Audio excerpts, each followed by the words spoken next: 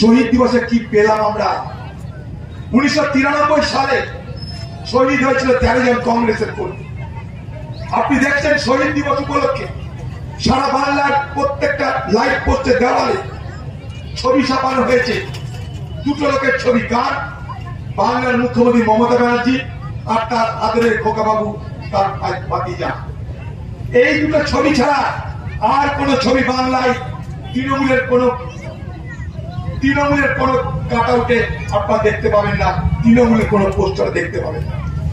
এমনকি তৃণমূল দলে যিনি রাজ্যের সভাপতি, সেই হতভাগ্য সভাপতি, তারও একটা ছবি কোথাও জায়গা করে নিতে পারেনি, এমনই তৃণমূল পার্টি। শুধু দুটো লোকের ছবি, তারা শহীদ দিবস পালন করছে। কিন্তু যে 13 জন যুবক 1953 সালে গুলিতে লুটিয়ে পড়েছিল, সে 13 জন শহীদের একজনের ছবি কি কোথাও আছে? তৃণমূল দলের পক্ষ থেকে একজনের ছবি, একজনের নাম কোন পোস্টারে লেখা আছে না। কারণ তারা নাটক করে শহীদ দিবস পালন করে। শহীদ দিবস মানে শক্তি প্রদর্শনের দিবস, আমার ক্ষমতা প্রকাশের দিবস, আমার অর্থের প্রকাশ, আমার সংগঠনের ক্ষমতা দেখো, অর্থের ক্ষমতা দেখো, শক্তির ক্ষমতা দেখো, শক্তির প্রকাশ। আপনারা জানেন, আজকে পুলিশ বন্ধুদের বলছি, অনেক পুলিশ বন্ধু এখানে আছে।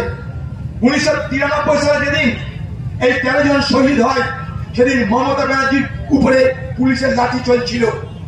একজন পুলিশের কনস্টেবল, তার নাম সিরাজুল, সেদিন আইজি দীনেশ বাজপেয়ীর বিরুদ্ধে রাইফেল তাক করে বলেছিল মমতা ব্যানার্জিকে উপরে আঘাত করা বন্ধ করতে হবে, নাহলে আমি গুলি চালিয়ে দেবো। সেই রাইফেলটা চালানোর আগে আল্লাহর দিকে রাইফেলের নল উঠিয়ে আল্লাহর কাছ থেকে অনুমতি নিয়ে গুলি চালাতে যাবে, দীনেশ বাজপেয়ী সেখান থেকে পালিয়ে গেছিল। সেই পুলিশ কনস্টেবল সিরাজুল আজও বেঁচে আছে, তার চাকরি চলে গেছিল, কারণ পুলিশ অফিসারের বিরুদ্ধে সে শৃঙ্খলা ভঙ্গ করেছিল। মমতা ক্ষমতা এলো, মমতা কাছে দরবার করলো যে আপনাকে বাঁচাতে গিয়ে আমার চাকরি চলে গেছে, আমার সংসার চলছে না, আপনি একটু ব্যবস্থা করুন। মমতা বললো ঠিক আছে, আমি একটা সিভিক পুলিশের চাকরি দেব। সে বলছে না, সিভিক পুলিশের চাকরি চাই না, যে চাকরি করতে করতে আমি আপনাকে বাঁচিয়েছি সেই চাকরি আমাকে ফেরত দিন। আজও মমতা চাকরি ফেরত দেয়নি, আজও তার বেকারত্ব যায়নি। সেই সিরাজুলদের মতন অবস্থা যেন আপনাদের না হয়। দেখছেন না তৃণমূল নেতারা বীরভূমের কেসটা কি হাল হয়েছে? কেসটাকে এখন তৃণমূলের শহীদ সভাতে ঢুকতে দেওয়া হচ্ছে। কেসটার জন্য গেট বন্ধ। কেসটা শত চেষ্টা করেও শহীদ দিবসের গেট খুলতে পারলো না, কারণ কেসটার দর আর নাই। কেসটা এখন আর বোম টম বানাতে পারছে না, মারামারি করতে পারছে না। কেসটা এখন দিদি বোঝা, তাই বোঝা নামিয়ে দিদি কেসটার হাত থেকে বিদায় নিতে চাইছে। আর কেসটা শত চেষ্টা করেও দিদির কাছাকাছি হতে পারছে না। তৃণমূলের বস্তানরা মনে রেখো, তোমাদের জন্য আগামী দিনে এই কেসটার হালাত অপেক্ষা করছে।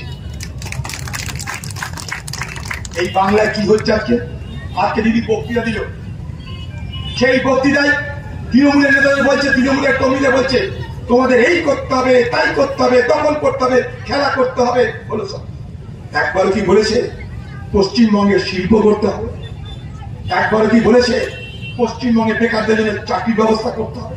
বলুন, একবার কি বলেছে যে পশ্চিমবঙ্গে ধর্ষণ বন্ধ করতে হবে? একবার কি বলেছে যে পশ্চিমবঙ্গে চুরি বন্ধ করতে হবে?